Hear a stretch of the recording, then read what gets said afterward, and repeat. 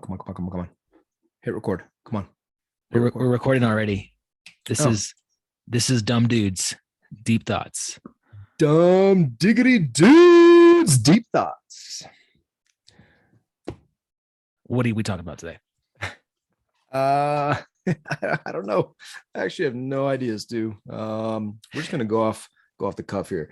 No, just kidding. We're gonna talk about best ever conference. Well, we're not gonna talk about best ever conference specifically. There's 3 days of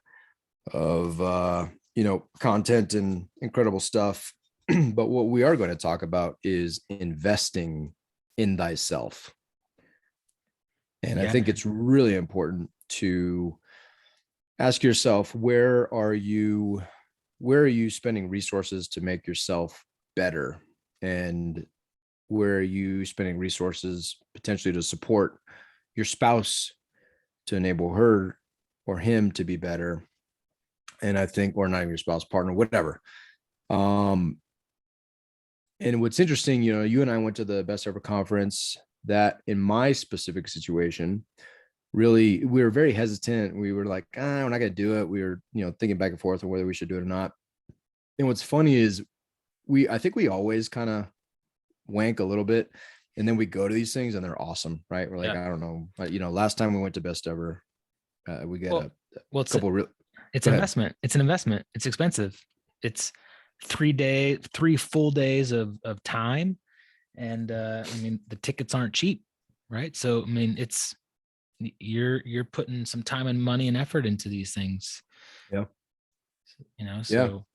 Yeah. And I love, I listened to a podcast recently with Grant Cardone, and he was talking about how who he looked at to emulate. And he started talking about Warren Buffett.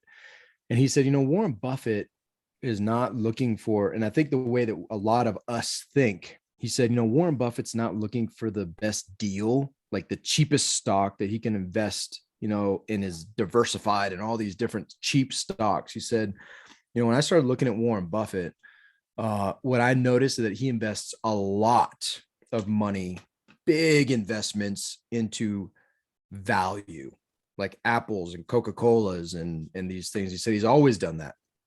Yeah. So he doesn't have the mindset of a lot of us, where he's like, what is the cheapest thing I can invest in to get, in my perception, the biggest bang and my cash on cash return and this and that and the other.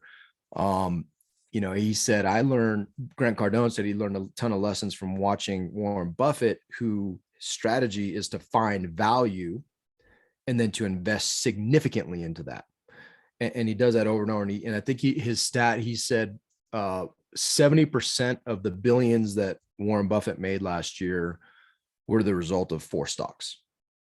So 70% of I forgot what he gave, some crazy number. It was whatever. It was a lot of money that Warren Buffett made in investments last year. Yeah. And he said it was off of 4 quality stocks. And so when I'm listening to these podcasts, I'm like, man, how am I investing in myself? And then Grant Cardone went on to explain how he invests significantly in himself. And that was kind of the point as well, is that, what are you investing in yourself? And for us this weekend, Erica had this conference that is a significant investment. It was a 3-day conference for her. It overlapped with my 3 days, and we have our 3 kids. Our kids were sick. I got sick kids upstairs. They've been sick through the weekend, and it was all these challenges. But I'll tell you that just the richness of some of the networking and conversations that I had were just amazing. They're life-giving to me. And then there's also the things you're sitting there taking notes, like, golly, man, I'm so far. There's so much stuff with these dudes on stage and dudettes on stage. They've forgotten more than I know. And so how do I just start chipping away at that and get in a position where I add value? Because I'll tell you, that education, that investment in yourself, is an automatic value add in future partnerships, future investments. And so I think we try to take the cheap route, the budget route. And I think you just have to ask yourself the question, man, are you budget?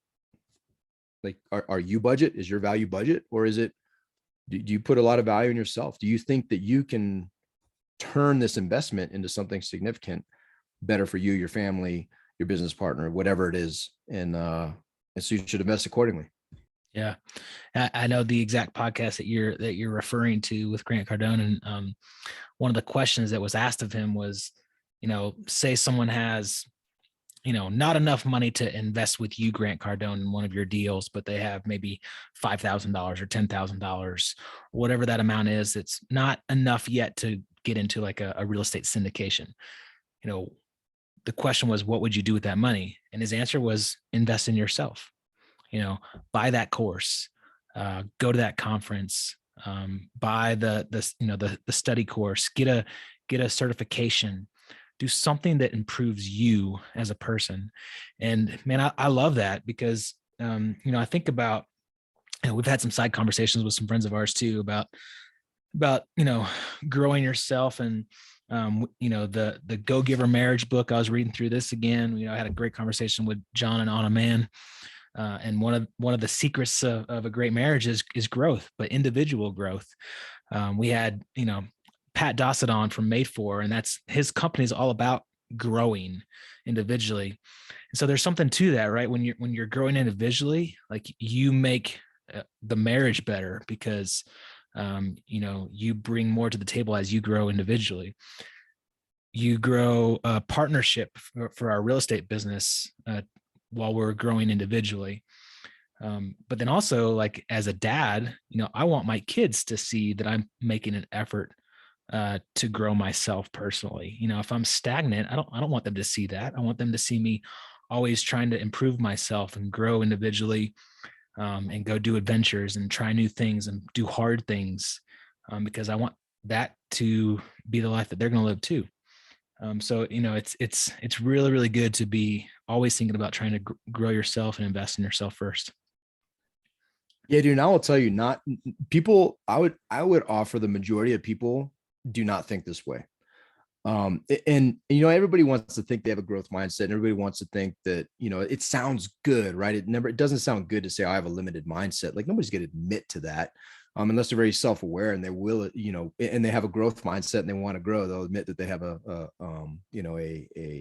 small mindset. But, and I'll give credit to my boy, Dave Perez. This was life-changing to me, and he probably doesn't even realize that this conversation we had years ago really was formative to me. He went, so we had our command boards around the same time. So for those not familiar, you have to go sit in front of a number of COs, active or current or past commanding officers of major command and current. They could be, I think they're past in our community. It's past major command. So 06s. So one step away from admiral.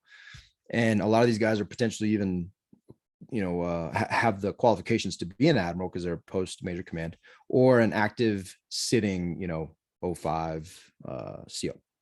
And Dave went in there, and you have these things that you expect to hear, right? And you expect to say, you prepare and you read all the SORMs, all this stuff, and you have a general idea of where you think it's going to want to go, and they ask you questions that are pretty standard. And they asked him a question, and he told them that he said, look, I would sacrifice time and energy away from my family to be better, right? To do these things. I take time to be physically fit, to study, to educate, all this stuff. I think their question was, where do you focus first? On the sailor's command, whatever. And the standard answer would be, shipmate self and all that kind of stuff. And he said, no, I focus on me.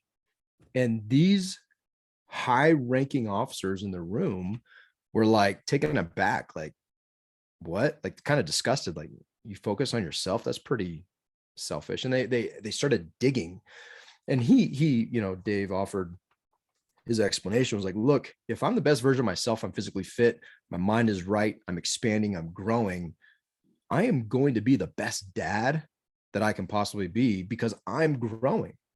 I'm going to be the best commanding officer I could possibly be because my sailors are going to emulate and they're going to see me growing, not having this false narrative of, shipmate self. And not that that's a false narrative, but we turn it into a false narrative. Right.